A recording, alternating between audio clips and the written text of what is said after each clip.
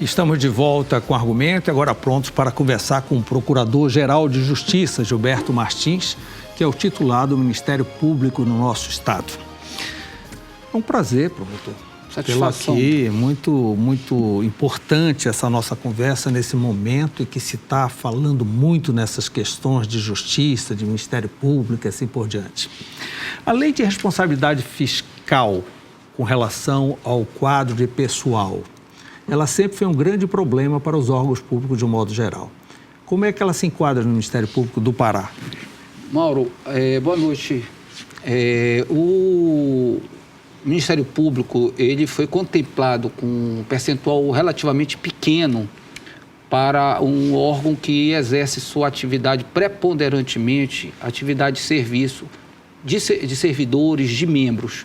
Nós não temos no papel constitucional do Ministério Público de investir em obras, em infraestrutura do Estado, construções de hospitais, e sim pessoal. Então, nós, como Poder Judiciário, tem esse papel. O Poder Judiciário, a Lei de Responsabilidade Fiscal, definiu um percentual de 6% com gasto de pessoal, e no Ministério Público ficou 2%. E colocou o Ministério Público brasileiro, não só o do Pará, mas o Ministério Público brasileiro numa situação muito preocupante, desde 20 anos atrás, quando entrou em vigor a Lei de Responsabilidade Fiscal.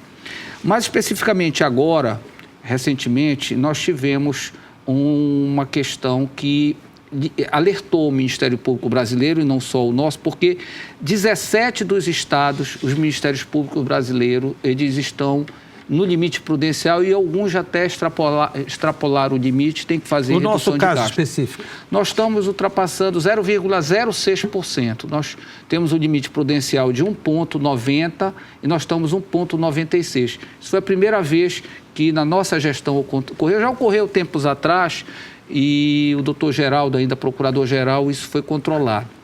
Nós temos que fazer algumas contenções com gasto de pessoal.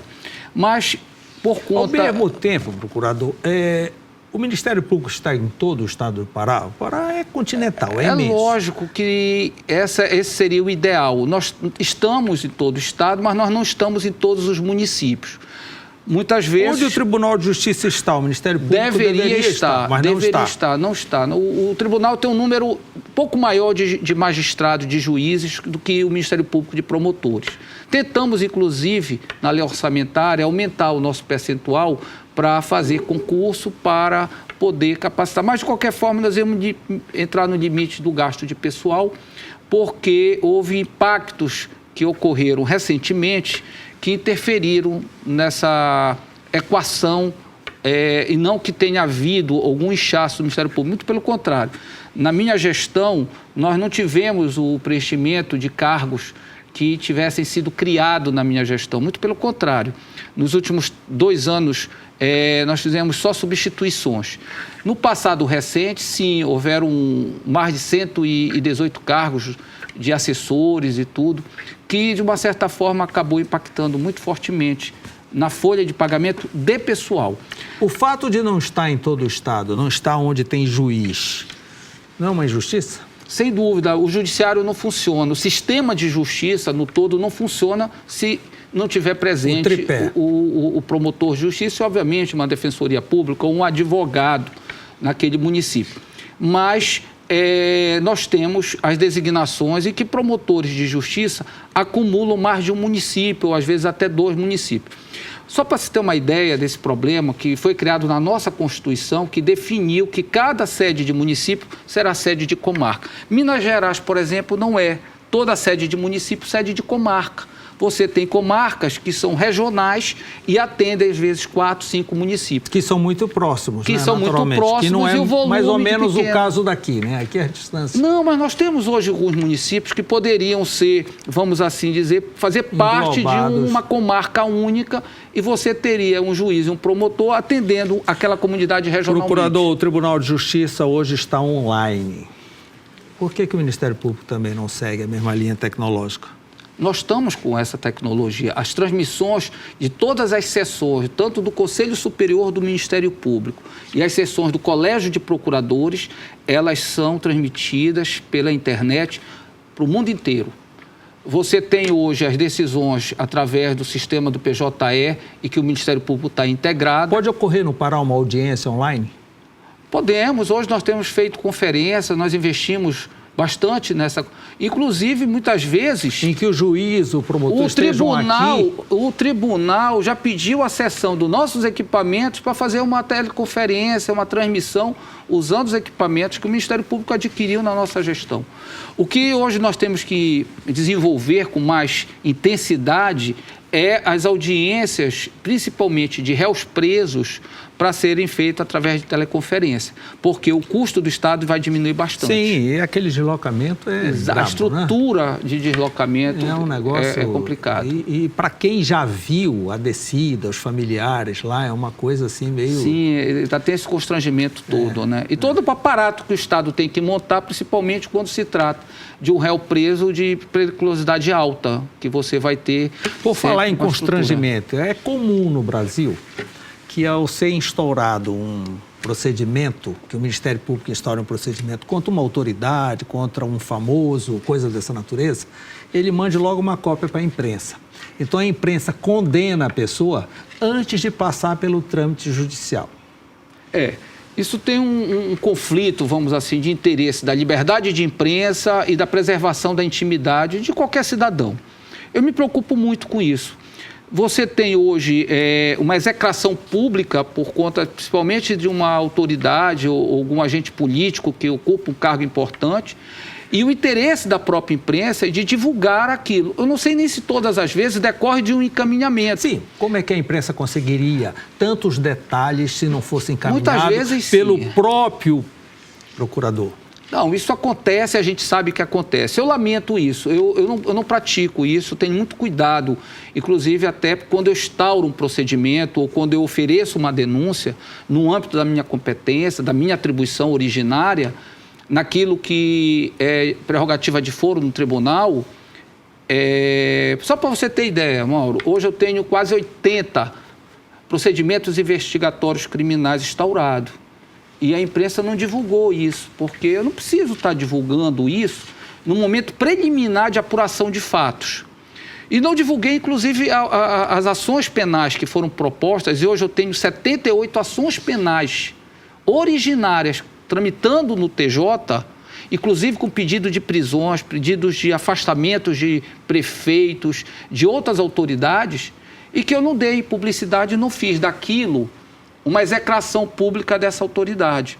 E eu acho isso importante. Eu vou lhe dar um exemplo, não vou citar nome, mas eu tive uma situação que me vi obrigado, por força do dever institucional, de denunciar um deputado. Foi na gestão passada, na antiga legislatura. E esse parlamentar só foi tomar conhecimento porque ele é uma autoridade.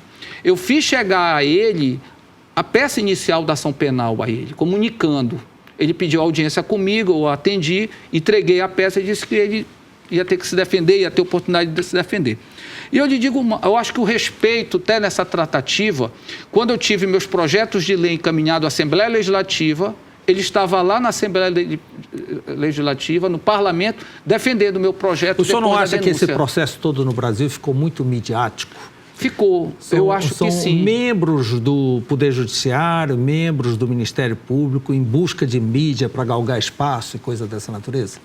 Olha, eu acho que tem situações que se amoldam a esse perfil que você está dizendo, mas eu acho que a grande maioria dos membros do Ministério Público, ele tem essa cautela, ele tem esse cuidado. Mas eu volto a repetir, esse contraditório entre a publicidade, que é uma obrigação da prestação de contas, e o interesse que a sociedade tem em tomar conhecimento daquilo que está sendo feito pelos órgãos da administração, inclusive pelos próprios órgãos do Ministério Público. Eu lhe digo, Mauro, que essas ações elas têm que ser propostas num âmbito aberto, porque a maioria das ações em que o Ministério Público atua, elas são de natureza pública, e ela pode sim trazer o interesse da sociedade em tomar conhecimento. Mas isso não quer dizer que você tenha que fazer uma execração pública daquela pessoa que está sendo denunciada, especialmente quando se trata de uma autoridade. Então, acho que esse cuidado você deve ter.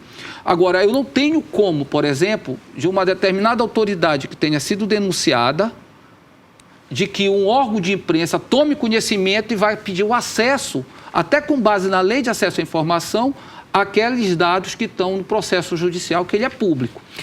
Um caso de uma pessoa execrada pela mídia, porque foi passado essas informações e, de repente, ela não é condenada, ela é absolvida. Ela pode entrar com alguma ação contra o Ministério Público? Sem dúvida nenhuma. O Estado, primeiramente, quando o ato praticado parte de uma autoridade, seja ela do Ministério Público ou de qualquer outro servidor do Estado, a responsabilidade civil é objetiva do Estado. Regressivamente, o Estado pode entrar contra o servidor, o funcionário que agiu com culpa grave ou especialmente com dolo. Agora, quando é o cidadão que pratica isso, que quer se passar como agente público, mas ele não faz naquele dever de ofício dele, aí ele é responsável pessoalmente por uma conduta que possa macular a imagem de qualquer pessoa, de qualquer cidadão.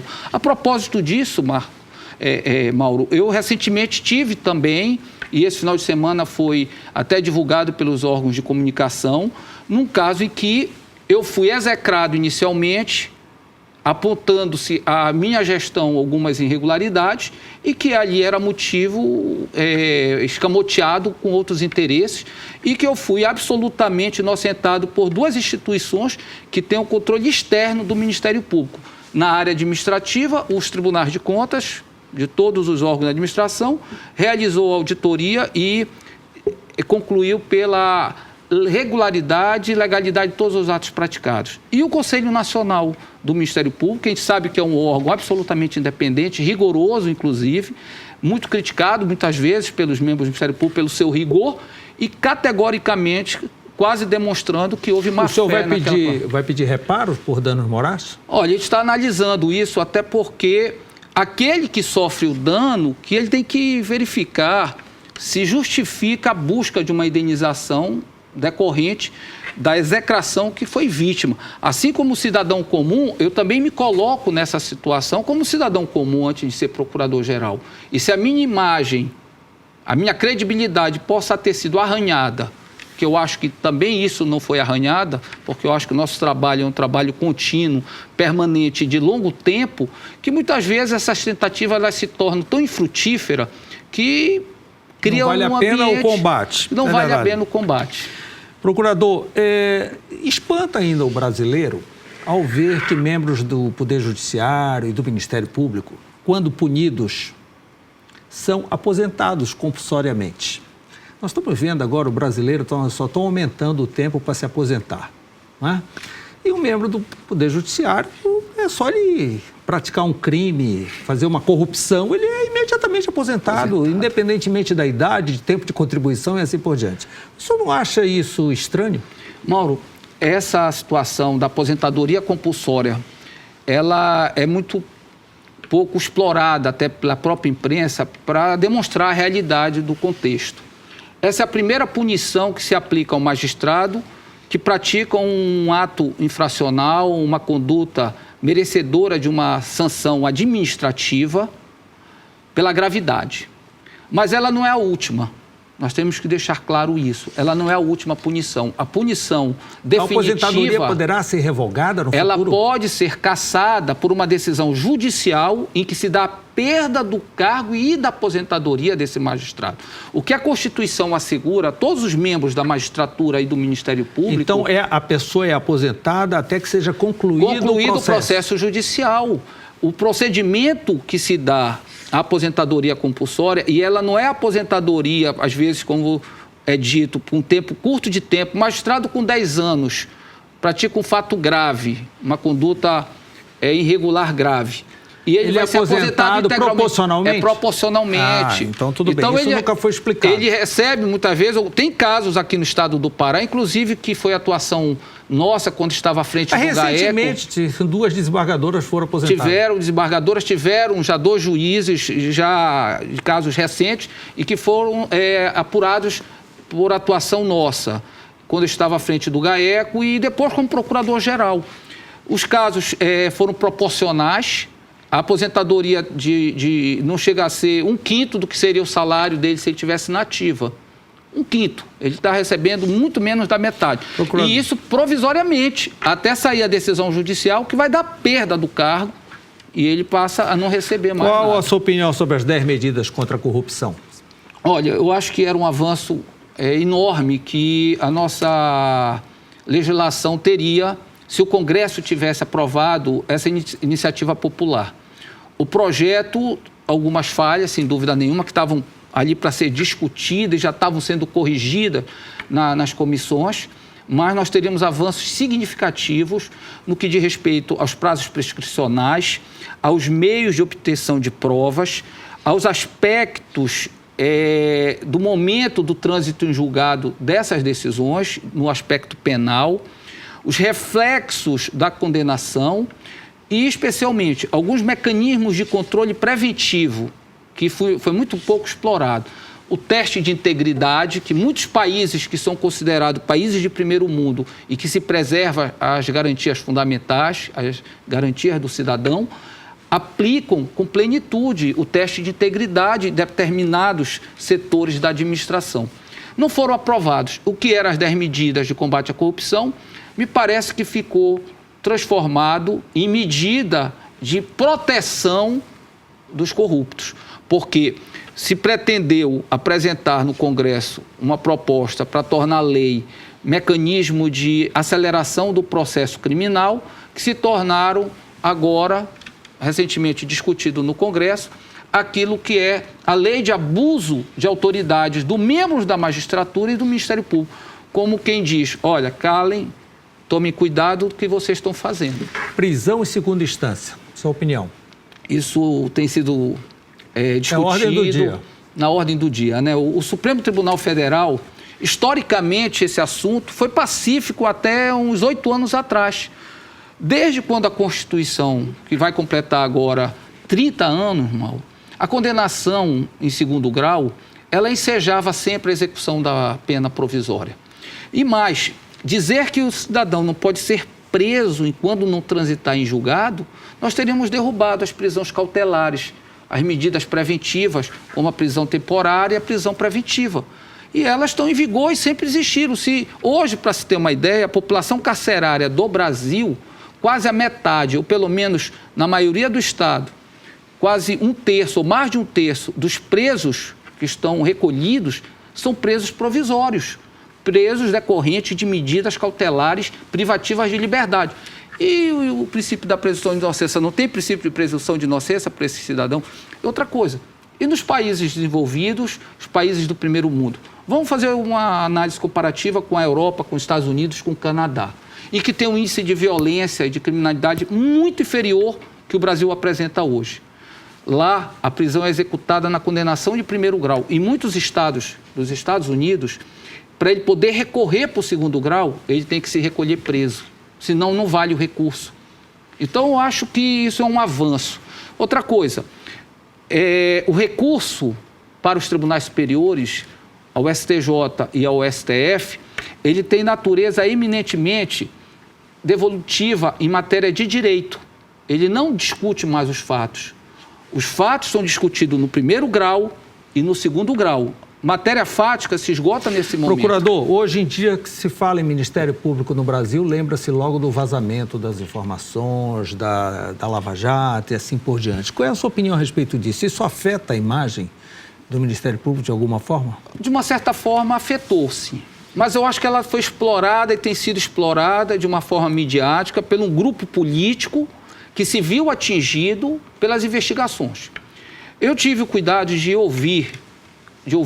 ler algumas transcrições que não demonstram que são verdadeiras, porque as publicações do Intercept, supostamente vinculada entre 2 interlocutores, pode ter sido manipulada e já foi dito que foi manipulada. E eu acredito até que foi manipulada porque uma das mensagens que foram divulgadas imputava a uma determinada procuradora da República, num determinado período, e que sequer ela era integrante do Ministério Público naquele período.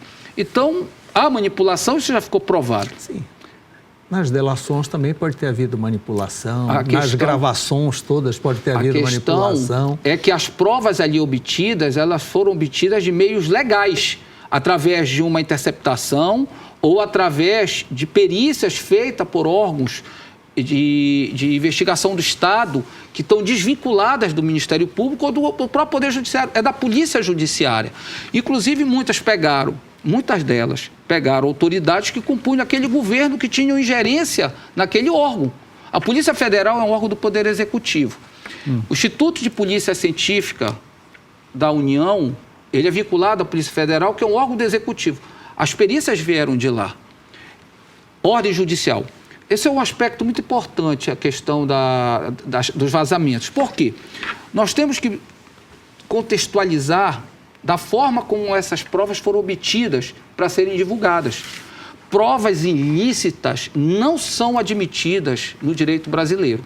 A ilicitude está caracterizada como foram obtidas. Ela pode servir de base à instauração de alguma investigação contra essas autoridades? As gravações contra o então presidente Temer, feitas pelo empresário Joesley Batista, foram aceitas, tanto pelo Ministério Público quanto pela Justiça. E elas não foram obtidas de forma lícita. Não são. Aí que vem a diferença. As gravações ambientais em que o interlocutor as obtém, onde ele pessoalmente grava uma conversa em que ele é interlocutor... São lícitas. Lícita, absolutamente ilícita. Ela não tem nada de ilegal. A inviolabilidade das comunicações são telefônicas. O que poderia ser até classificado como ilícita se fosse um terceiro não interlocutor obtendo aquela gravação ambiental. Aí sim precisa autorização judicial. Mas se tiver a voz de quem denunciou... Perfeitamente válida. Procurador-Geral de Justiça, Gilberto Martins. Muito obrigado por essa nossa entrevista. Volte sempre, são sempre assuntos polêmicos e o senhor sabe que o Ministério Público está no palco. Então, o senhor sempre será solicitado.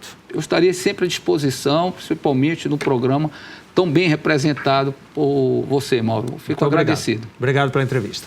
Obrigado pela sua companhia. Nós estaremos de volta na próxima segunda-feira, no mesmo horário. Tchau.